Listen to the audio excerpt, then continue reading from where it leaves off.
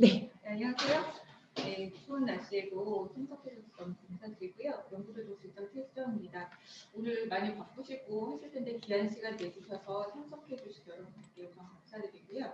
오늘 제1회 신사업 신기술 분야 브라운 세미나는 4차 산업혁명과 양자 컴퓨터라는 주제로 인천 창조경제혁신센터 김석준 센터장님을 모시고 강연을 들어보도록 하겠습니다. 우선 강연을 시작하기 전에 김석준 강사님의 소개를 간략히 드리도록 하겠습니다. 김석준 센터장님은 서울대 경영학과를 졸업하시고 카이스트에서 경영과학 석박사를 취득하셨습니다. 현재 산업인터넷과 인공지능 등 4차 산업혁명 전문가로 활동하고 계시고요. 현재는 인천 창조경제혁신센터에서 스타트업 지역에 힘쓰고 계십니다. 그럼 김석준 센터장님을 모시고 저희가 강연을 들어보도록 하겠습니다. 많은 박수 부탁드립니다.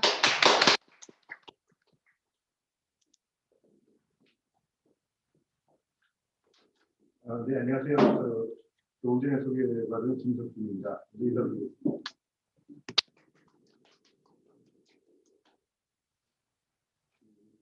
제가 오늘 드릴 말씀은 양자 컴퓨터의 이해라는 제목인데요.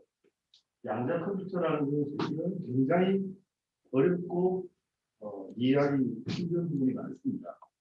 그 부분을 조금 더 쉽게 설명을 드리게 결국은 이제 우리가 지금 가고 있는 사회의 모습이 데이터 이코노미가 4차 산업혁명이라는 신도시로 나타낸 주의 모습에 대해서 연결시켜서 양자 컴퓨터가 어떤 역할을 하는지에 대해서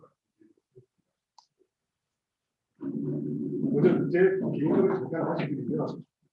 저는 KT에서 한 20년 이상 공부를 했었고요. 그리고 잠시 건국대학교에서 한 과외를 잠깐 하다가 지금은 인천 창조경제혁신센터에 있습니다. 인천 창조경제혁신센터는 스타트업들을 지원하기 위한 기관으로 지금 현재로서는 전국의 19개 센터가 동시에 전국의 스타트업들을 다 키우기 위한 역할을 같이 하고 있습니다. 그리고 저는 그 KT에 나오고 난 이후에 책을 좀 몇 가지를 썼습니다. 그냥 제가 쓰고 싶은 대로 이렇게 썼는데, 주제는 뭐 거의 동일합니다. 4차 산업혁명 이후의 미래가 어떻게 될 것인가? 그것이 그 기본소득과 디지털 유토피아를 이룰 것인가? 게다가 이번에 그런 양자 컴퓨터라는 게 나타나는 양자 컴퓨터는 어떻게 될 것인가에 대해서 이렇게 책을 써봤습니다. 근데 여기서 보시다시피 사실 저는 아까 소개로 제가 경영학과 출신이었는데 이쪽 과학이나 이쪽 전공이 아닙니다. 공학도 아니고. 그러다 보니까 상당히 이해하기 힘든 이런 것들을 다 정확하게 설명을 못 드리겠습니다만 세상이 변해가는 모습에 따라서 어떤 것이 무엇을 동인으로 해서 인지가 나가고 하는 것에 대해서 좀 더 정확하게 말씀드리도록 하겠습니다. 그래서 오늘의 주제는 양자 물리학, 양자 컴퓨터를 알려면 이 양자 물리학에 대한 약간 이해가 있어야 되고요. 그리고 나서 그 다음에 양자 컴퓨터가 지금까지 어떻게 되어 오는가에 제가 주로 말씀드리고 왔던 배우고 했던 4차 산업혁명이 어떻게 해서 이 양자 컴퓨터에서 완성이 될 것인가에 대한 미래의 모습에 대해서 말씀드리고자 합니다. 먼저 양자 물리학과 양자 컴퓨터는 대단히 죄송한 말씀입니다만 상당히 난해합니다. 그래서 좀 어려울 수도 있고요. 제가 설명을 제대로 못 드릴 수도 있습니다. 그래서 좀 다른 방법으로 쉽게 말씀드리다 보니까 현실적으로 틀린 이야기들이 조금씩 있을 수 있습니다. 전공자들은 조금 뭐 저렇게 잘못된 이야기를 전하냐고 좀 불편하실 수 있는데 제가 생각하기에 가장 이해가 가능한 방법으로 말씀드리는 거니까 거기에 대해서 좀 양해를 부탁드리겠습니다. 우리가 이런 그 양자 컴퓨터라고 하는 것들을 왜 자꾸 들여다보게 될까요? 보통 이렇죠. 우리가 이야기하는 테마주. 양자 컴퓨터 개발이 되었다라는 순간 뭔가가 주가가 막 뜨고 그래서 내가 여기다 투자를 한다. 이라고 하는 테마주를 많이 생각을 했습니다. 실제로 양자 컴퓨터라는 것이 발표가 되고 나서 양자 컴퓨터가 암호화에 굉장히 큰 영향을 끼친다. 현재까지 암호화를 다 파괴시켜버릴 것이다라고 했더니 양자 컴퓨터가 발표됐다고 하는 그 말이 나오는 순간 블록체인 관련된 주가들이 하락을 하기 시작했습니다. 우리가 보통 이런 것들 때문에 많이 이야기를 하는 이건 초단기적인 이야기고요. 양자 컴퓨터는 아직 그 단계는 아닙니다. 또 하나 이제 우리가 기술을 들여다보면 이게 1970년도에 2000년도 어떻게 살 것인가에 대한 것을 그 당시 굉장히 유명한 그 만화가 있습니다. 이정문님이 만드신 그림입니다. 여기 보면 태양열 이용하는 집, 움직이는 도로, 뭐 여러 가지 굉장히 많은 것들을 말씀을 하셨는데 맞는 것도 있고 틀린 것도 있죠. 이게 맞다 틀리다는 이분이 정말 예측을 잘했다는 것보다는 우리가 그 방향으로 가려고 노력하는 길에 있는데 그 길에 있는 것들 중에서 우리는 이걸 이루기 위해서 열심히 움직이는데 이루어지니까 뭐 달라서 이루어지지 않는 것들 이렇게 나눌 수 있는 그걸 좀 더 길게 100년 전에 사람들이 1900년대 사람들이 2000년대에는 어떻게 할 것인가를 봤더니 이게 학교의 모습입니다. 2000년대 가면 이렇게 합니다. 학생들이 앉아 있는데 여기 책을 막 갈아놓으면 공부안에서 머리로 들어갑니다. 참 웃기죠. 옷은 이렇게 만든다. 막 재고 있으면 그래서 어쨌든 우리는 계속해서 우리가 앞으로 어떤 세상이 벌어질 것인지에 대해서 계속 고민을 합니다. 이게 2016년에 그 발표한 100년 위기에 바닷속에 도시를 만들고 우주도시를 만드는 게 지구입니다. 우주도시를 만들 것이다. 그러니까 이렇게 계속해서 우리는 예측을 해나가는데 지금 이렇게 만들게 되면 집값이 떨어지겠죠. 당장은 아닙니다. 그래서 우리가 뭔가를 예측하는 것은 앞으로 어느 정도 시간이 지난 이후에 뭔가의 변화에 대해서 생각을 하는 것이지 당장 아까처럼 테마주가 이런 것은 아니고요. 오늘 말씀드릴 것은 이 정도는 아니지만 그래도 꽤 먼 미래일 것이다라고 보는 양자 컴퓨터에 대해서 말씀드립니다. 여기서도 약간 어려운 이야기가 들어가는데 양자 물리학, 양자 역학이라고 합니다. 우리가 보통 그 양자 그러면 조금 잘못 이해하시는 분들 중에 하나의 그 타입이 물이라고 하는 분자가 있죠. 분자는 산소 원자와 두 개의 수소 원자로 이루어져 있습니다. 원자는 원자핵과 전자로 이루어져 있고 원자핵은 양성과 중성자로 이루어져 있다고 합니다. 그래서 계속 조금씩 들어가 보면 가장 기본적인 단위인 양자가 나온다라고 생각하시는데 그게 아니고요. 양자라는 것은 말 그대로 양입니다. 얼마나 크냐 작냐. 근데 이 양이라고 하는 게 물리학에서는 우리가 제일 처음에 뭐라고 생각하냐면 양이라고 하는 건 실수단위다. 0.175, 2.24 그런 아주 쪼개질 수 없을 만큼 계속 쪼개도 계속해서 나오는 디스크리트하지 않고 컨티뉴어스한 그런 맛을 가지는 것이 물리에서 일단 기본으로 쓰였는데 양자 물리학을 하는 사람들이 아니다. 모든 미시 세계는 뭐라고 하는 하나의 단위가 있는 뭔가가 있다. 그래서 1 다음은 2고 2 다음은 3이다. 모든 자연은 자연수로 되어 있다. 자연수란 말 참 잘 붙였죠. 자연수로 되어 있다. 그러니까 우리가 보통 많이 쓰는 말 중에 퀀텀 점프라고 하는 말이 있습니다. 퀀텀 점프. 기업이 순간적으로 왕창 실적을 냈었을 때 우리는 퀀텀 점프라고 이야기합니다. 여기서 퀀텀 점프라고 하는 것이 의미하는 것은 일단 1이었더란 금년에 100억이 매출했는데 내년에 200억 매출을 내겠다. 2배가 됩니다. 그런 거는 우리가 소위 퀀텀 점프라고 합니다. 중간 단계가 없이 여기서 바로 이렇게 넘어가요. 이렇게. 전자의 경우에 여기 궤도를 따라 움직인다고 하죠. 그러다가 이게 에너지를 계속 받으면 여기서 뱅뱅을 계속 돌다가 어느 정도로 딱 넘어가는 순간 이 궤도에서 다음 궤도로 이렇게 넘어갑니다. 중간에 존재하는 건 없다고 이야기합니다. 그게 바로 양자의 세계라고 합니다. 저 설명을 드리면서 제가 잘 알지 못하는 걸 설명드리기 참 어렵긴 한데요. 어쨌든 양자라고 하는 것은 그런 거다. 근데 양자라는 게 어디서부터 만들어졌고 그런 걸 잠깐 말씀드리겠습니다. 제일 처음에 이야기가 시작된 것은 아인슈타인이 광전 효과라고 하는 빛이 물질인가 아니면 입자인가 아니면은 파동인가를 가지고 실험하는 게 있었는데 그 결과 물질은 입자이면서 파동이더라 라는 그런 이야기를 했고요. 그런 이야기를 했던 것이 결국은 양자 물리학을 시작하는 계기가 됐습니다. 근데 참 재밌는 거는 양자 물리학을 시작하는 계기가 아인슈타인임에도 불구하고 실제로 나중에 양자 물리학을 보어라는 사람이 발표를 하죠. 치열하게 싸웁니다. 아인슈타인과 보고 치열하게 싸움을 하다가 끝까지 아인슈타인은 양자 물리학을 인정하지 않고 떠납니다. 하지만 뭐 아무리 대가라고 하더라도 진행을 방향을 막을 수 없는 것이기 때문에, 그건 나중에 다시 말씀드리겠지만 만들 수 없는 것이기 때문에 그게 이제 양자 물리학을 아인슈타인 인정하지 않았어도 지금까지 계속해서 이렇게 학문으로서 이어져 오고 있는 그런 것입니다. 이 양자 물리학을 가져왔던 파동이냐 입자냐의 문제에 대한 가장 중요한 실험 하나가 이중 슬릿 실험이라는 건데요. 동영상을 일단 한번 들어봐 주시겠어요? 네.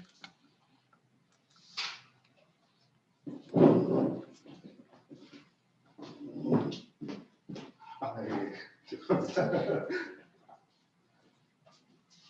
이 동영상이 정확하게 잘 나타내고 있지는 못한 부분이 있어서 조금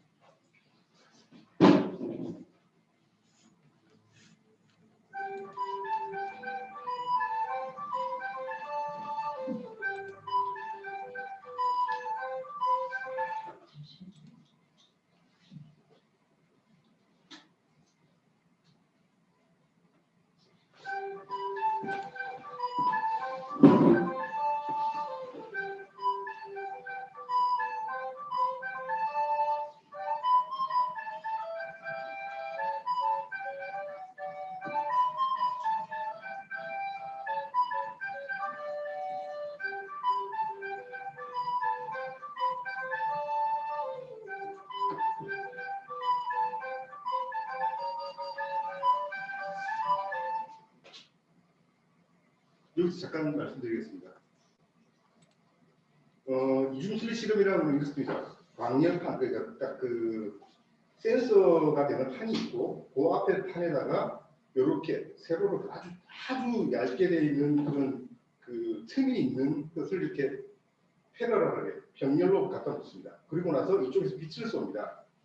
근데 이 조그만 구멍으로 빛이 지나간다고 봤었을 때 만약에 그게 입자다, 직선을 쭉 날아간다면은 구멍이 있는 부분은 빠져나올 것이고 구멍이 없는 부분은 안 빠져나올 것이고 해서 구멍이 있는 부분만 빠져나오게 되죠. 그러면 결국 이쪽 판에 갖다가 부딪히는 놈들은 이렇게 일자인 모양으로밖에 안 될 겁니다. 구멍을 뚫는 모양 그대로 이렇게 돼야 됩니다. 그런데 실제로는 그런 모양이 아니고 뭐 이렇게 쭉 퍼져 있다는 거죠. 아주 얇은, 정말 얇도록 면도날로 살짝 그은 고거의 틈밖에 안 줬음에도 불구하고 저 앞에서 이렇게 퍼져 있더라. 근데 퍼져 있는 것도 그냥 퍼져 있는 게 아니고 이렇게 드문드문 이런 모양을 그리더라고요. 이런 모양. 왜 그럴까라고 했더니 이게 파동 때문이더라. 왜냐하면 이게 와서 부딪히고 퍼지는데 센 힘이 모여 있는 데서는 크게 점이 찍히고, 그 다음에 이게 플러스가 있고 마이너스가 있잖아요. 파동이라고 하는 게. 다시 원래대로 좀.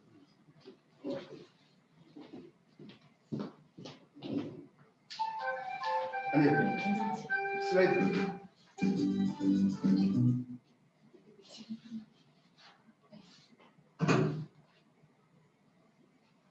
네, 됐습니다.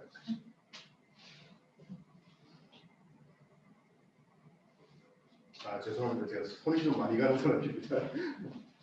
예, 파동이라고 하는 것은 이런 힘의 그래프를 그리는데 여기 가서 부딪힐 때 이쪽에 힘이 걸려 있는 부분과 이쪽에 힘이 걸려 있는 부분이 두 개 동시에 부딪히면 진앙이 나타나고요. 이 1이라는 힘과 0이라는 힘이 부딪히면 서로 없어지게 됩니다. 그러니까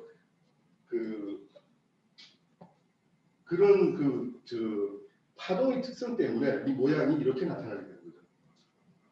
그래서 이게 빛이 파동이었구나라고 생각했습니다. 그래서 전자를 가지고 하면 어떨까? 전자를 하면 그걸 똑같이 쌓아봤대요. 참 대단합니다. 이게 전자라는 게 뭔지도 보이지도 않는 건데 그 전자를 이렇게 쏜답니다. 어쨌든 여기서부터 전자를 발생시켜서 쏘았습니다. 그랬더니 신기하게도 빛을 보냈을 때와 똑같이 저런 모양이 나오는 거죠. 신기하죠. 그래서 그러면은 전자도 파동인가? 그러고 나서 전자를 딱 하나만 쏴봤습니다. 그랬더니 휙 따라서 하나 딱 찍혔대요. 정말 하나 딱 찍히네. 이건 또 입자인가? 그러면서 이제 입자와 파동이 동시에 존재하는 그런 물질이라는 아주 작은 단위 물질에서는 그렇게 된다는 걸 이제 점점 양자 물리학에서 이야기했는데, 근데 그보다 더 신기한 일이 벌어집니다. 이놈이 어떻게 날아가는지 알고 싶었어요. 그래서 여기서부터 여기까지 중간에 어떻게 날아가는지를 관측 장비를 놨답니다. 관측 장비를 놓고 딱 쏴봤어요. 이상하게도 쫙 되면 이렇게 퍼져서 파동처럼 보이던 놈이 딱 그렇게 했더니 똑바로 일자로 딱 나타나는 거예요. 이게 뭐지? 장비 뺐어요. 했더니 퍼져 있어요. 장비 붙였어요. 일자예요. 미치는 거죠. 토이스토리 아세요? 토이스토리를 보면은 토이스토리 영화에 이 주인공들이 나오죠. 사람이 보면 축 늘어져 있죠. 근데 사람이 딱 가는 순간 그때부터 막 돌아다닙니다. 근데 사람이 가면 기가 막히게 탁 닫혀요. 우리는 알 수 없어요. 이 얘네들이 어떻게 움직이는지. 아무도 모르고 그냥 뭐 쓰레기 버리기도 하고 그러잖아요. 양자의 세계라는 게 이런 거다라는 거죠. 우리가 분명히 뭔가가 실체는 있는데 실체를 모른다. 알 수가 없다. 왜? 알려고 하니까 아까 저 지나가는 것처럼 알고 싶어서 같이 나가 딱 비쳤더니 일직선을 따라가요. 똑같이 나가요. 알 수가 없더라. 양자 물리학은 그래서 알 수 없는 거다. 사실은 저도 굉장히 이게 너무 힘들어서 서울대 물리학과 교수를 하고 있는 친구한테 찾아갔어요. 양자 물리학에 대해서 이해를 하고 싶다. 어떻게 했으면 좋겠냐라고 했더니 저한테 딱 한마디 하더라고요. 이해 못한다. 그래서 내 이유를 물어봤어요. 이유를 물어봤더니 너 아는 게 뭐냐? 알이란 게 뭐냐? 그래서 갑자기 이놈이 왜 이런 이야기를 하나? 아는 거는 내가 뭐 보고 그것이 이래 되겠구나라고 내 머릿속에서 이해가 되는 게 아닙니다. 근데 본 적이 없으면 단 한 번도 본 적이 없고 볼 수도 없다면 그걸 어떻게 알겠느냐? 너는 그래서 양자물리학이라는 것을 알 수가 없다. 되게 심플했어요. 보이지 않기 때문에 아까처럼 토이스토리처럼 탁 서버렸기 때문에 얘네들이 어떤 동작을 하고 오는지 우리는 모른다. 근데 왜 갑자기 반칙을 하려고 했더니 그 전에 다 파동으로 날아가는 놈이 직선으로 딱 됐을까요? 여기에 대해서는 이렇게 설명을 했습니다. 우리가 보고자 하는 그 아주 너무나 작은 그 미시의 세계에서는 미세한 것들은 조그만 것에도 영향을 받는다. 그런데 우리가 본다는 게 뭐냐? 빛을 쏴서 부딪혀서 날아오는 것. 뭐 전파를 쏴서 뭘 해서 그래서 뿜은 걸 돌려고 이만한 힘을 가하면 얘가 살아있겠냐? 살아있을 수가 없다. 그래서 어떻게 했든 얘를 알려면 얘보다 더 작은 얘에는 영향을 주지 않는 뭔가를 해야 되는데 그 자체는 불가능하다. 그래서 결국 이 말이 나옵니다. 불확정 소미물. 뭔가가 있어요. 있는데 알려고 하니까 이게 싹 깨지면서 확정값 때문에 원래 값이 뭔지 모르겠어.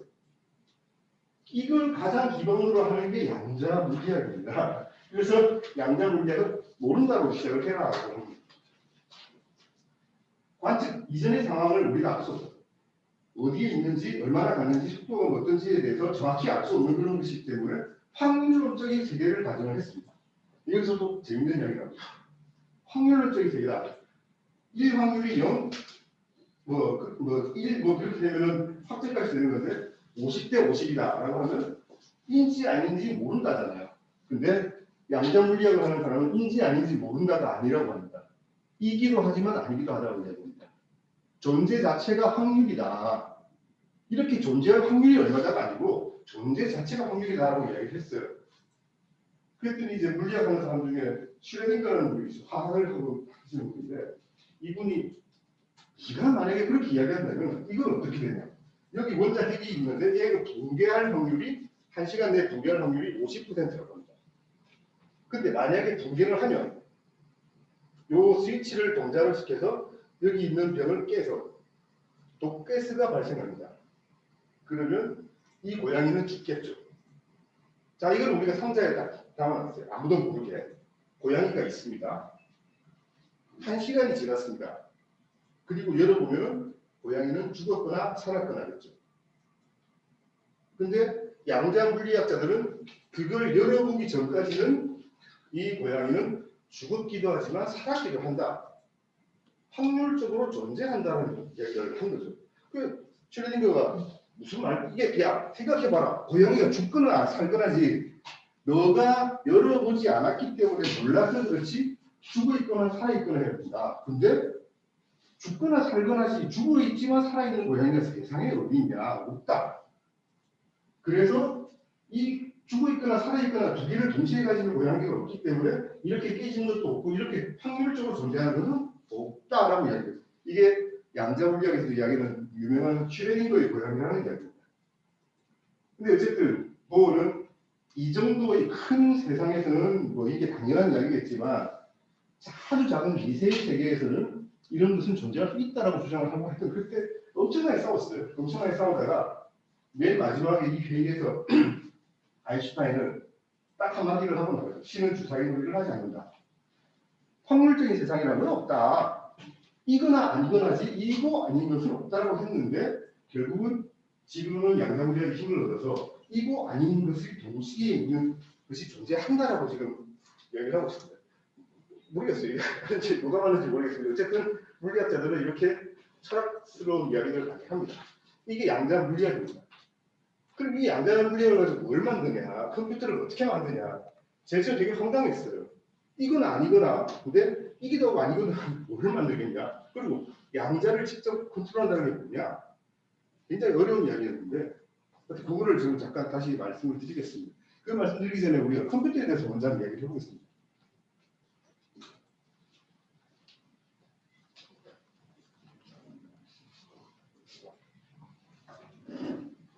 컴퓨터라고 하는 것이 발전이 된 것은 컴퓨터는 디지털이기 때문에 그렇습니다. 0과 1로 모든 걸 표현할 수 있기 때문에 A라는 비트를 1, 0, 0, 0, 0, 0, 1이라고 하는 이 8개의 1과 0으로 되어 있는 비트로 만들어서 한다고 하면, 바꾼다고 하면 이것은 통신이라는 것을 통해서 나라가서 전달될 수 있습니다.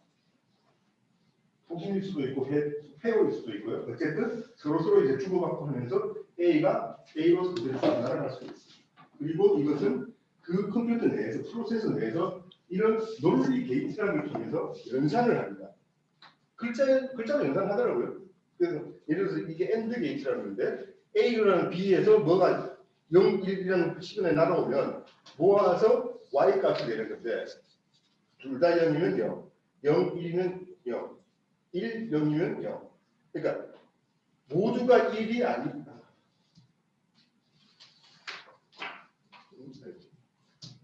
모두가 1이 아니면 0을 내는 거죠. 이런 것을 이제 논리 게이트라고 이야기한다고 하는데 이런 논리 게이트가 만들어지면서 이제 컴퓨터가 제대로 동작을 하기 시작을 한 거죠. 모든 게 디지털로 바뀌고 디지털로 만들어지게 모두가 계산이 되고 이게 요즘 우리는 그 4차 산업혁명까지 이어지는데요. 디지털로 만들어진 것들이 데이터로 이렇게 변환이 되고 데이터로 변환된 것들이 하나로 모이고 뭐도 모이고 이름도 들어오고 뭐도 들어오고 다 그런데 컴퓨터에서 연산이 되는 그런 이제 4차 산업혁명의 데이터가 가장 중요한 그 자원이라는 이야기가 이런 데서 나오는데요. 어쨌든 이런 식으로 디지털이 형성이 되어 있습니다. 근데 양자 물리학 잠깐 말씀드렸다시피 양자 컴퓨터에서는 일반적인 컴퓨터처럼 0과 1을 사용하지 않고요. 큐비트라고 하는 것을 사용을 합니다.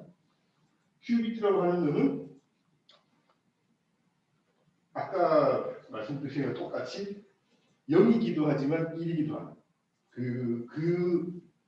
그 상태를 이야기해요. 양자의 그런 아주 기본적인 상태를 이야기하는 겁니다. 그래서 이런 속성을 가지고 있는 우리 중첩이라고 그랬어요. 0과 1의 상태를 모두 가지고 다 가지고 있는 게 아니라 확률적으로 가지고 있는 거죠. 50대 50, 40대 60, 뭐 70대 30. 그런데 이걸 가지고 컴퓨터를 만들면 뭐가 좋으냐? 두 개의 큐비트를 사용했을 때 이 비트는 0 또는 1이라고 하는 두 가지 값이 나오는데 얘는 네 가지를 동시에 상태를 계산할 수 있다라고 이야기를 합니다. 그래서 이 큐비트의 수가 늘어나면 늘어날수록 더 많은 확률을 가지고 더 많은 경우를 순간적으로 계산할 수 있다라고 이야기를 하죠. 그래서 그게 양자 컴퓨터가 굉장히 빠른 계산을 할 수 있는 근거가 된다라고 이야기를 합니다. 그럼 뭐 이제 어떻게 계산을 하느냐 뭐 여러 가지가 있는데 양자에 관해서 이야기하는 또 하나의 재미있는 컨셉이 있습니다. 얽힘이라고 하는 현상이 있습니다. A라는 큐비트와 B라는 큐비트 두 개가 어떠한 특성에 의해서 얽혔다라고 하면 아까 그 토이스토리에서 보듯이 짱 하고 찾아봤을 때 얘가 1이 되면 얘는 0이 된다. 얘가 0이 되면 얘는 1이 된다. 서로 간의 관계가 있으면은 이거를 딱 여는 순간 이것도 똑같은 값을 가지게 된다. 똑같은 현상으로 값을 가지게 된다라고 하는 게 얽힘입니다. 이것도 상당히 웃긴 이야기죠. 물리학자들 이야기도 하고 있습니다. 우리가 여기서 뭔가의 광자나 뭔가를 이렇게 조작을 해서 얘와 얘를 엮은 다음에 얽힘이 만들어진 다음에 요걸 딱 관측을 하지 않은 상태에서 요걸 딱 달나라에 보내놓고 나면 이걸 딱 읽어보면 달나라에서 똑같은 걸로 바뀌어 있다. 여기서 이제 우리가 양자 물리학 그 영화를 보게 되면은 생각하는 대로 이루어진다. 나인 뇌파가 텔레파시를 통해서 뭐 세상을 바꾼다 이렇게 이야기를 하는데 뭐 그건 아니고 그건 아니죠. 그건 영화적인 이야기고요. 어쨌든 두 개의 비트가 큐비트가 하나가 열리면 다른 것도 똑같은 값으로 똑같은 작동을 한다라고 하는 게 얽힘이라고 합니다. 이해가 저도 이해가 잘 안 되니까 이건 중간하도록 하겠습니다. 그래서 중첩이라고 하는 큐비트를 사용해서 얽힘이라고 하는 연산을 통해서 양자 컴퓨터를 만들어낸다고 합니다. 그래서 뭔가 약간 논리 게이트처럼 이렇게 뭔가 해서 만들어낸다고 하는데 이제 사람들이 어떻게 쓰는지 몰랐죠. 그러다가 처음으로 이게 뭔가를 할 수 있구나라고 하는 것을 알려준 게 쇼어의 알고리즘이라고 합니다. 쇼어라는 분이 양자를 이렇게 해서 뭐 하면은 소인수 분해를 할 수가 있다라는 이야기를 했어요. 알고리즘을 이렇게 하면 된다라고 했는데 그래서 처음으로 풀어낸 문제가 2001년도에 7개의 큐비트를 독장을 시켜서 3 곱하기 5는 15더라라는 15의 소인수 분해를 했습니다. 소수라고 하는 건 이제 1과 자식만으로서 나눠 떨어지는 그 가지는 게 소수인데 어떠한 큰 수가 있었을 때 그것이 소수인지 아닌지 그 다음에 그걸 분리해 보는 것이 굉장히 어렵다고 하죠. 뒤에 아무래도 말씀드리겠습니다. 어쨌든 그것이 기초가 되는 것을 15를 소인수 분해를 했다. 아직까지 뭐 양자 컴퓨터 저보다 많이 떨어진 수준인 것 같습니다만 어쨌든 그러고 나서 10년이 지난 이후에 20일까지 풀었다. 조금 이걸 보면 의아하죠. 양자 컴퓨터라는 게 뭐 대단한 줄 알았는데 그 3, 5, 15, 30, 20일 그거 풀고 있더라. 그 다음 뭘까요? 그 다음 단계는 뭘까? 3 곱하기 11은 33을 풀어내야 어쨌든 아직은 이런 단계를 하고 있지만 만약에 이게 대단히 발전을 해서 커지게 되면 엄청난 소인수 분해를 할 수 있을 거다라고 생각을 하고 있고요. 그게 가능해지면 암호화가 무력화되고 무력화된 암호화 때문에 블록체인은 다 죽을 것이다라고 해서 블록체인이 주가가 공조업체 됐었던 거죠. 근데 그것도 나중에 다시 한번 말씀드리겠습니다. 그래서 양자 컴퓨터를 개발을 시작을 했는데 최초로 양자 컴퓨터를 개발했다고 하는 게 처음 나온 게 D-Wave Systems라고 하는 회사가 양자 컴퓨터를 만들었습니다. 이거 D-Wave 시스템 2인데요. 최초로 16개의 큐비트를 사용해서 2007년에 만들었고요. 2011년에 128큐비트를 사용한 D-Wave 1이라고 하는 걸 만들면서 이때부터 최초의 양자 컴퓨터라고 주장을 하고 있습니다.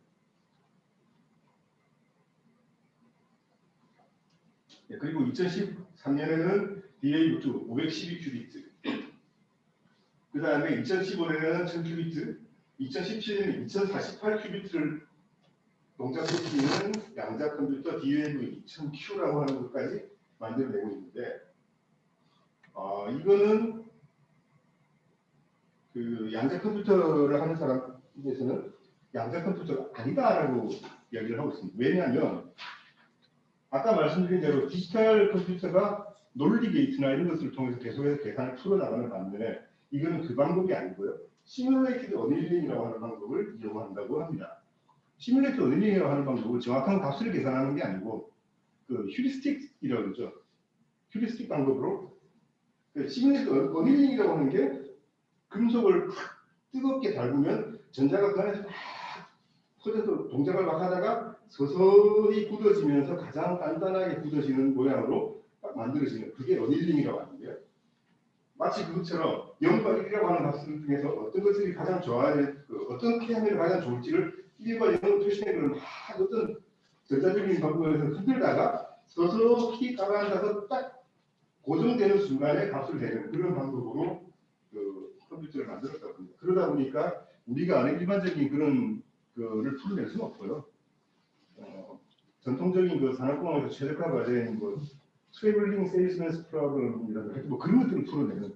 그래서 이건 아직까지 컴퓨터라고 이야기할 수는 없다라고 해서 양자 컴퓨터를 하는 사람들은 이런 것을 양자 어닐러라고 이렇게 약간은 이제 격이 안 맞는다라고 얘기한 거겠죠. 근데 어쨌든 그러는데 실제로 이제 전 세계에 팡 문제가 됐던 게 이겁니다. 구글에서 2015년에 이런 칩을 하나 만들어냅니다. 이게 시카모어라고 하는 프로세서인데요. 광을 직접 조작을 해서 양자 컴퓨터의 프로세서를 만들어냈다라고 주장을 하고 이것이 지금까지 우리가 현존하는 가장 빠른 슈퍼컴퓨터보다 약 1억 배 빠르더라. 뭐가 그렇게 빠르냐? 100만 개의 난수를 생성하는 문제를 풀었는데 아무리 빠른 슈퍼컴퓨터로도 1만 개를 풀어야 되는데 저걸 사용한 양자 컴퓨터는 200초 만에 풀었다. 그래서 엄청나게 빠르다라고 주장을 했어요. 그러면서 양자 우월성이라고 하는 것은 양자 컴퓨터가 슈퍼컴퓨터를 완전히 뒤집어 버리고 더 이상 따라오지 못할 만큼 더 우월하다는 걸 보여주는 거라고 이야기하는데 양자 우월성이 증명했다라고 발표를 했어요. 이러면서 그때 2015년도 이때 굉장히 그 양자 컴퓨터에 대한 이야기들이 많이 나왔을 겁니다. 굉장히 많이 나왔고 그 이야기들을 뭐 들으면서 이제 양자 컴퓨터가 만들어지나보다 꿈이 1억 배와 이렇게 이야기했는데 IBM이 그 다음에 딱 이야기를 했고 무슨 소리를 네가 1억 배 빠르다고 하는 거는 우리 좋은 컴퓨터가 알고리즘이 붙어서 그렇다. 좋은 알고리즘 딱 썼더니 좋은 기법을 가르쳤더니 100만 개의 난수를 생성하는데 이틀 반밖에 안 걸리더라. 이틀 반이라는 시간이 200초로 비교하면 사실 상당히 차이가 나죠. 1000배 정도 되죠. 근데 그 정도를 가지고 너가 더 완전히 우월하다라고 이야기할 수 있는 것은 아니다라고 이야기를 한 거죠. 그러면서 IBM은 자기 스스로 양자 컴퓨터 개발을 하기 시작합니다. 계속해서 개발을 하고 있습니다. 지금도 아마 IBM에서는 그 다음 단계의 컴퓨터를 양자 컴퓨터로 보고 계속 만들고 있는 것 같은데 그래서 아직도 양자 우월성에 대해서는 확실하게 양자 컴퓨터가 일반 슈퍼컴퓨터를 이겼다라고 주장하지는 못한다고 합니다.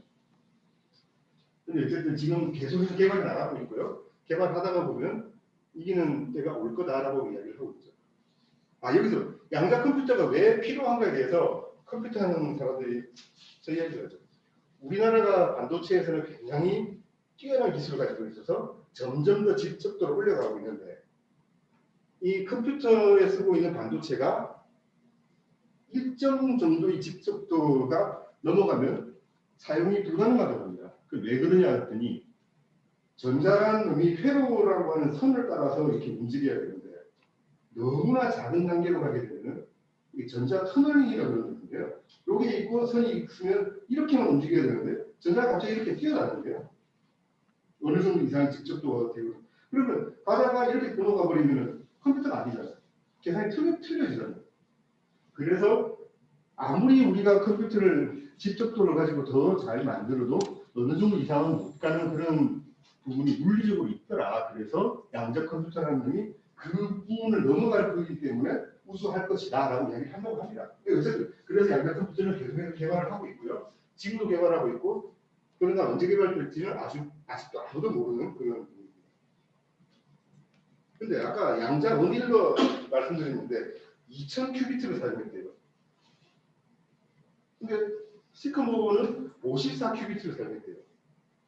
엄청나게 많은 수의 큐비트를 순간적으로 씀에도 불구하고 왜 양자 어닐러보다 지금 시커모어가 더 빠르다고 이렇게 이야기하느냐라고 하면 이 2048큐비트를 사용하는 거는 2048큐비트를 다 얽힘으로써 묶어서 연산이 가능한 게 아니고 7개짜리를 7개짜리 여러 개 갖다 붙인 거죠. 여러 개 갖다 붙여서 했기 때문에 7개라고 하는 그 큐비트를 컨트롤할 수 있는 요 역량을 넘어가는 것에 대해서는 속도가 나지 않기 때문에 아직도 양자 언리는 그 양자 시스템의 특성을 최대로 활용하는 그런 시스템이 아니더라라고 해서 양자 언리보다는 양자 컴퓨터 쪽으로 주로 이제 개발을 많이 해 나가고 있고요. 그러다 보니까 이제 IBM에서는 그 IBM Q라고 하는 양자 컴퓨터 계속해서 개발하는데 2019년도는 27큐비트를 했고 2020년도 65, 그 중간에 그 54큐비트짜리 하나 있고요.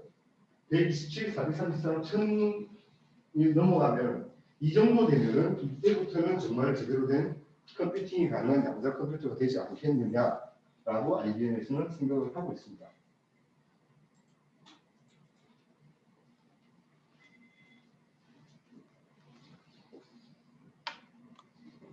이게 제가 다른 데 강의를 할 때 가끔씩 쓰는 이야기인데 컴퓨터가 얼마나 빠른 속도로 개발되고 있느냐. 혹시 저기 대전 카이스트에 있는 건물인데 지금 뭐라고 되어 있는지 한국과학기술정보연구원인데 옛날에 우리 시스템공학연구소라고 했어요. 근데 이 건물을 그 당시 제가 카이스트 다닐 때 지어서 들어갔는데 이 건물을 이렇게 지었던 이유가 여기 있는 이 크레이 컴퓨터라고 하는 컴퓨터가 여기 있기 때문입니다. 그 당시 우리나라에 단 2대밖에 없는 슈퍼컴퓨터였습니다. 엄청난 속도를 자랑했고 대학원생들이 한 달 동안 자기 PC에서 프로그램을 돌려야 될 것을 교수님이 허락만 해주시면 가서 잠깐 10초 만에 계산해서 나오는 그런 엄청난 컴퓨터였습니다. 그랬는데 이 컴퓨터의 성능이 어느 정도냐. 이 아이패드 2거든요. 아이패드 2의 성능과 동일하다고 합니다. 그 이야기는 무슨 이야기냐. 지금 여러분들이 가지고 계신 슈퍼컴퓨터 하나씩 다 있으시죠. 핸드폰이 옛날 우리 슈퍼컴퓨터가 훨씬 더 파워가 큽니다. 컴퓨터가 훨씬 높습니다. 그래서 이런 속도로 계속해서 발전해 나가고 있고요. 그러다 보니까 양자 컴퓨터라는 것도 만들어져야만 되는 그 당위성이 되게 없어지는 거죠. 이렇게 빠른 컴퓨팅 하는 것을 계속해서 만들어내기 때문에 우리는 작은 그런 컴퓨팅이 아닌 대형 컴퓨팅을 할 필요가 있다. 나는 다시 한번 말씀드립니다. 자, 그럼 이렇게 만들어진 양자 컴퓨터가 어떠한 영향을 끼칠 것인가에 대해서 잠깐 말씀을 드리겠습니다. 암호화에 있어서 심각한 영향을 준다고 합니다. 요 밑에 있는 요게 이제 비밀키 암호화고 요게 공개키 암호화인데 요거는 요즘 잘 안 쓰죠. 왜냐하면 너무 어렵기 때문이고 해킹도 가능하기 때문에. 암호의 가장 기본적인 속성입니다. 내가 어떤 것을 암호화해서 상대방에게 보내면 상대방은 그걸 그 암호화 어떻게 하는 방식을 가지고 풀어내면 암호화가 됩니다. 중간에 누군가가 채 가더라도 이게 암호화가 되는지 안 되는지 어떻게 푸는지를 모르기 때문에 모른다. 그런데 그렇게 하려고 하면 암호화를 하는 키가 있어야 되고요. 암호화를 푸는 키가 또 있어야 됩니다.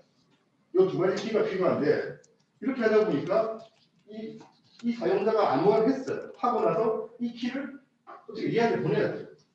나만 알고 있으면 못 풀잖아요. 그래서 이걸 이렇게 보냈어요. 근데 중간에 키를 탈취를 해버렸네? 안 되죠. 그래서 고민하다가 어떠한 걸 만드냐면 공개키 방식이라는 걸 만듭니다. 이것도 참 수학자들도 참 머리 좋은 것 같아요. 공개키 방식이라고 하는 거는 두 개의 페어가 되는 키가 있습니다.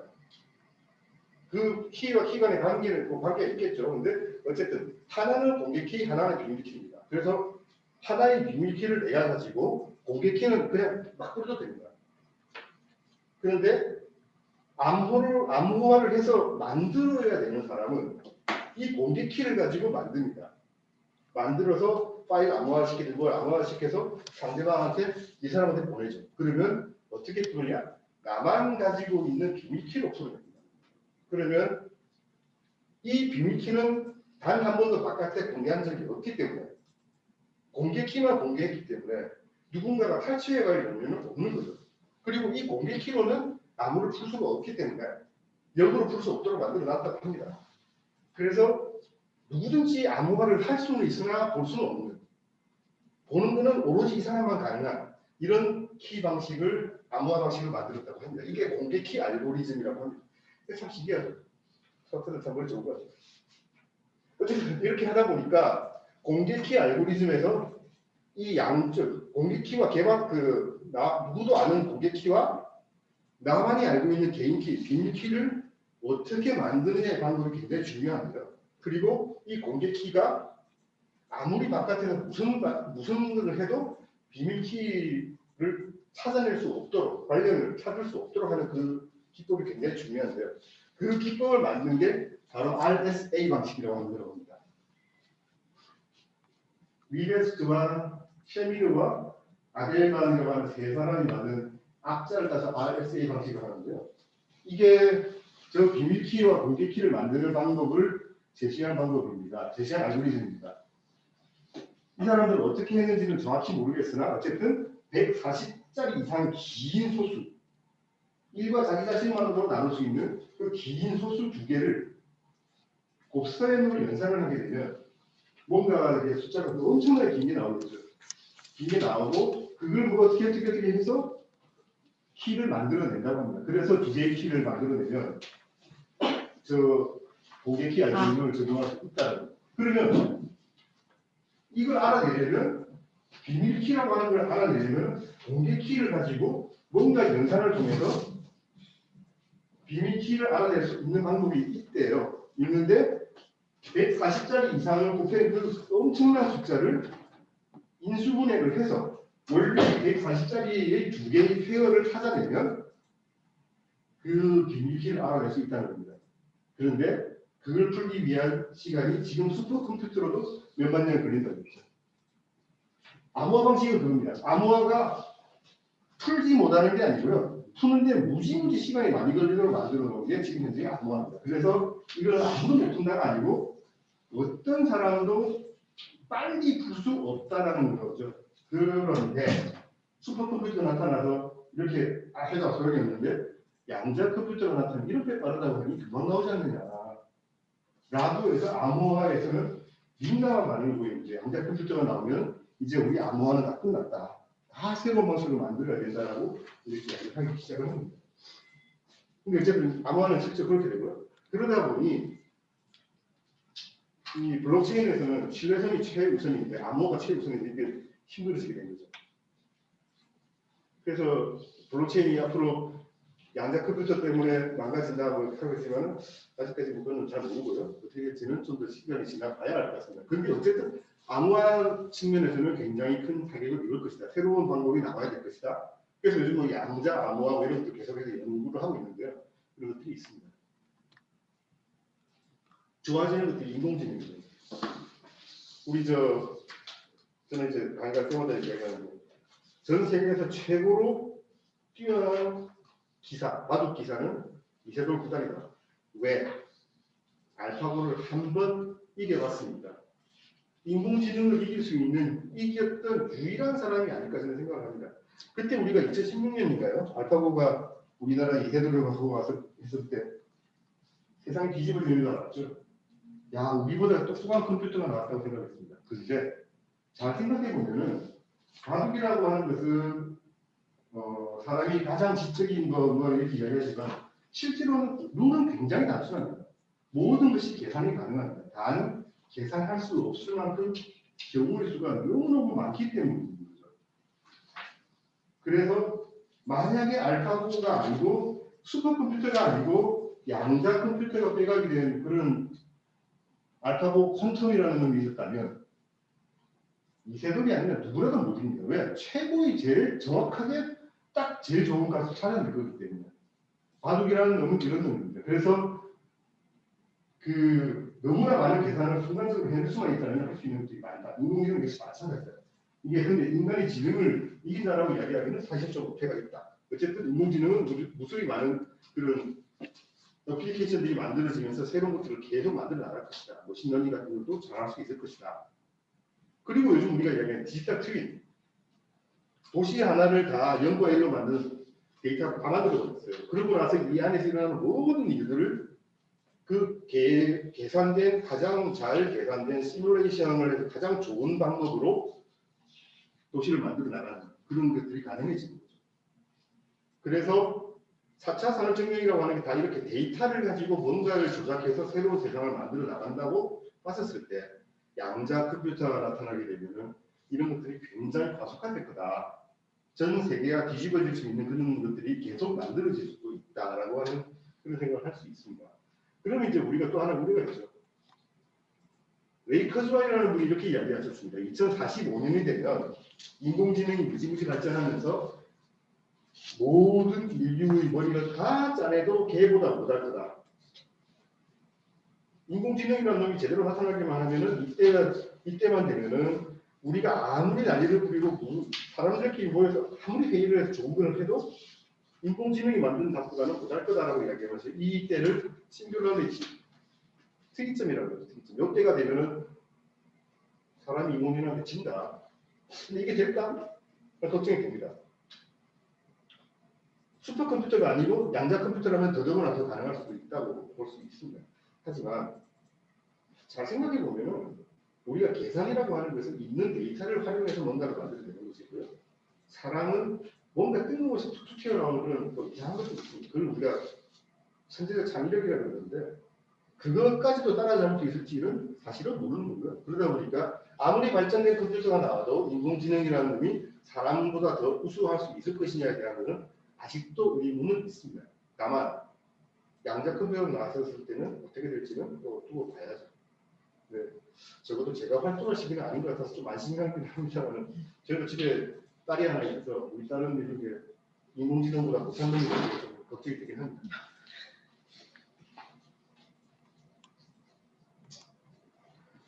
근데 이런 양자 컴퓨터는 아까 계속 이야기드렸지만 만들어지면 대단할 거다 했는데 만들어질 수 있을까? 자, 이 그림이 2020년에 나온 IBM Q의 양자 컴퓨터입니다. 이거 컴퓨터가 이렇게 생겼습니다. 우리가 아는 컴퓨터가 아닙니다. 이런 양자 컴퓨터가 이렇게 된 이유는 여러 가지 이유가 있는데 양자를 직접 검수를 하기 때문에 양자라고 하는 놈은 워낙에 그 조그마한 바깥의 충격이나 소리나 이런 것들에 있어도 다 망가져 버립니다. 그래서 노이즈가 전혀 가지 않아야 되고요. 그 다음에 초전도체 상에서 움직이는 그 저항이 없어야 되기 때문에 절대온도 0도까지 내려서 동작을 해야 되기 때문에 컴퓨터가 아니고 마치 무슨 실험실 그 기기처럼 생겼죠. 실제로 저렇게 생겼습니다.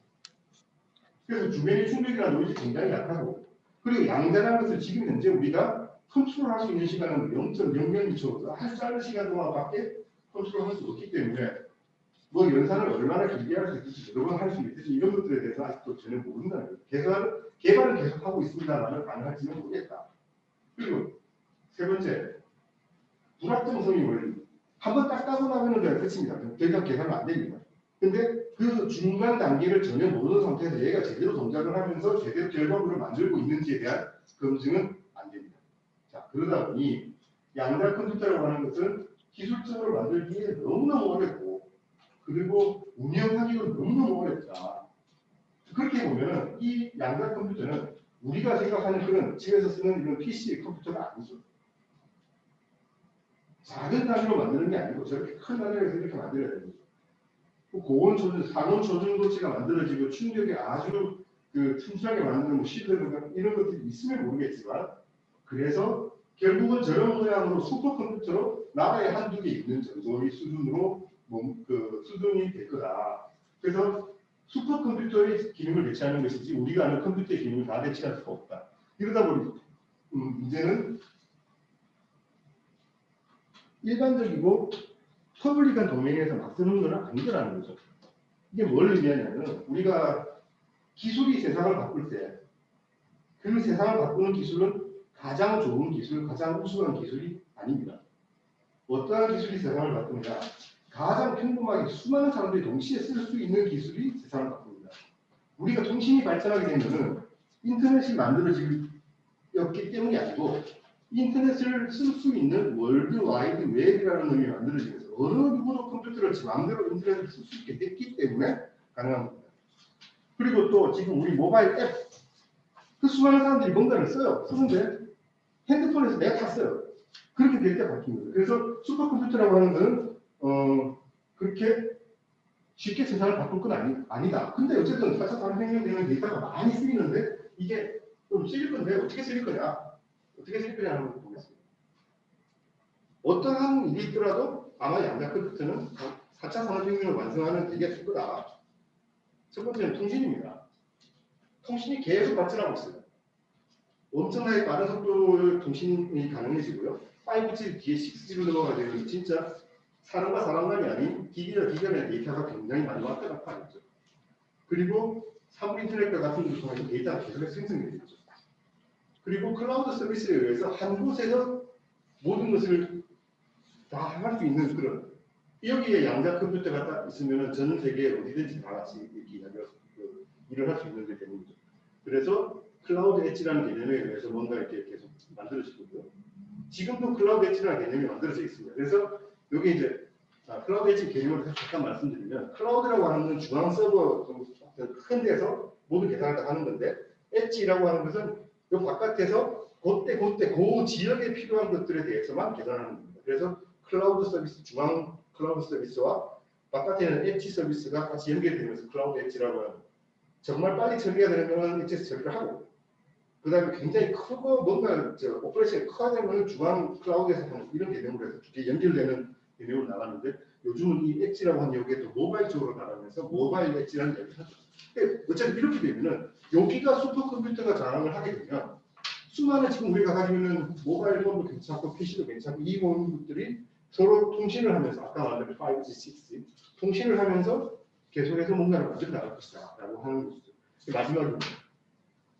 그래서 앞으로 미래형 서비스는 이렇게 될 거다. 4차 산업혁명이 되고 나면 양자 컴퓨터라고 하는 이놈이 뭔가에 큰 힘을 발휘하기 위한 컴퓨팅을 할 것이고 그것을 통신을 통해서 그다음에 클라우드 엣지라고 하는 것을 통해서 이 모든 것들이 인공지능과 빅데이터를 풀어나갈 것이다 라고 했었을 때 결국은 이 시스템, 이 인프라가 갖추어지면서 지금 여기 엄청나게 모아놓은 데이터라는 것들이 힘을 발휘하는 시대가 될 거다.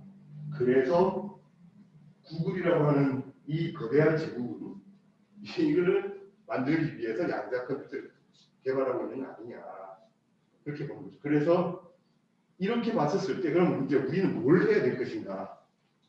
양자 컴퓨터를 만드는 것도 중요하지만 어쨌든 슈퍼컴퓨터든 뭐든 간에 빨라지는 컴퓨터든 이런 것을 만들어 나갈 것입니다. 그래서 우리는 양자 컴퓨터를 통해서 만들어지는 세상이 이런 것들을 더 활성화시킬 것이고 그리고 어쩌면 이런 것들이 활성화되면서 양자 컴퓨터의 개발이 더 빨라질 것이고 서로 시너지를 내면서 계속해서 만들어 나갈 것이다 라고 보는 거죠. 그래서 앞으로 우리는 그 4차 산업혁명이라고 하는 것이 이런 인프라를 전체적으로 갖추면서 완성되어 나가는 디지털로 된 세상으로 우리를 데리고 갈 것이다 라고 저는 생각을 하고 있습니다. 양자 컴퓨터가 상당히 어려웠지만 어쨌든 잠깐 여기 한 1시간 정도의 짧은 시간 동안에 여러분께 이런 말씀을 드릴 수 있게 된 대단히 영광이고요. 그리고 사람은 생각하는 것은 만들어냅니다. 시간이 언제일지는 모르겠지만 그래서 양자 컴퓨터가 아닌 또 다른 뭔가의 컴퓨터일 수 있겠지만 지금 슈퍼컴퓨터보다 훨씬 더 빠른 뭔가의 컴퓨터를 만들어내기 위한 노력을 지속적으로 할 것입니다. 그때 우리가 준비해야 될 것은 아까 보여드린 것과 마찬가지로 데이터, 통신, 엣지 클라우드 이것들이 다 이제 우리가 준비를 해 나가야 될 부분들이라고 보는 거고요. 그걸 통해서 우리 사업은 많이 바뀌게 될 것이다 라고 말씀드리면서 오늘 제 말씀을 마감하도록 하겠습니다. 네, 감사합니다.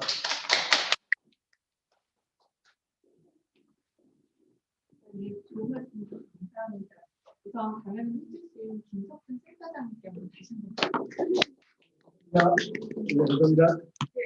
어려운 내용이라는 사실 저도 클라우드의 개념하고 블록체인을 따라가기도 어려운데 또 오늘 엣지 라는 개념을 새로 또 소개해 주셔가지고 저에게도 굉장히 좋은 시간이었던 것 같고요. 혹시 질문이 제가 이제 카톡으로도 받고 있었는데 워낙 내용이 좀 어렵다 보니까 다들 관심이 있어서 동영상을 좀 공유해달라는 분들이 계신데 그 질문에 대해서는 좀 어렵다는 반응을 보시고 혹시 질문? 네. 너무 뜨거운 질문이요. 네네. 옛날부터 이제 아까 그 생각하던 대로 이루어진 건 말씀하셨잖아요. 네네. 옛날에 봤던 영화들을 보면 탈모신 그런 영화들이 있는데 네네. 그게 남자분의 남자 어떻게 얼마인지 저희 애랑 항상 그런 얘기를 하거든요. 혹시 있는 건 아니에요? 이 질문은 정말 솔직히 말씀드리면 네. 모르겠습니다. 근데 이제 우리가 그런 이야기를 하게 된 게 아까도 얽힘이라는 거잖아요. 여기서 뭐가 탁 바뀌고 여기서 그냥 바뀐 거예요. 근데 그 이야기 중간에 제가 이야기는 안 들었는데 아인슈타인은 빛보다 빠른 물체는 없다라고 이야기했습니다. 근데 이 이야기에 따르면 빛보다 빠른 게 있죠. 두 개를 이렇게 얽힘으로 만든 다음에 저기 발라라 갖다 놓고 그다음 여기 우리 지구에 있고 얘를 바꾸는 순간 바뀌죠. 전구가 빛보다 빠르게 움직입니다. 그죠? 순간이잖아요. 이게 만약에 그렇다면 아인슈타인 이야기에 빛보다 빠른 게 없다. 그래서 시간을 거슬러서 없고 저거 이렇게 이야기한 것들이 다 무너질 수도 있다. 그래서 제가 모르겠습니다. 안 됩니다. 말도 안 되는 이야기하지 모르겠습니다. 이야기는 그 뛰어난 분들도 사실은 대답을 못하는데 제가 어떻게 답을 하겠습니까? 그거는 두고 보셔야 될 것 같은데 적어도 제 때는 아닌 것 같다는 생각이 좀 듭니다. 어쨌든 불가능한 이야기는 아닙니다만은 지금 가능하다고 당장 말씀드릴 수 있는 그런 부분은 아닙니다. 요즘 워낙 평행세계라는 개념도 있고 예. 파운드이라는 개념이 있는데 과연 전후가 바뀌면 또 이것이 어떻게 바뀌는가에 대해서 사실 각 땅마다 다르게 이제 표현되고 있어서 그 부분을 질문을 네네네. 하시면 네. 좋은 질문이었습니다. 네. 그런 궁금했던 게 양자 시스템이라는 게 약간 양자의 세계에서 그런 시스템, 수학적 상의 원리 이런 거를 채용한 어떤 그런 새로운 컴퓨팅 기술인지 정말 양자를 진짜 세상에서 계속 뛰어내서 이렇게 큰 기기를 사용해서 진짜 양자 갖다가 날개가 좀 계산하는 건지 제가 이게 좀 궁금하더라고요. 진짜 양자라고 합니다. 저도 본 적은 없지만 마이너스 270방도라서 그렇게 안 가고 싶은데 어쨌든 그 실제로 양자를 컨트롤하는 거고요. 이 양자 컴퓨터를 제일 처음 이야기한 사람은 대단한 물리학자죠.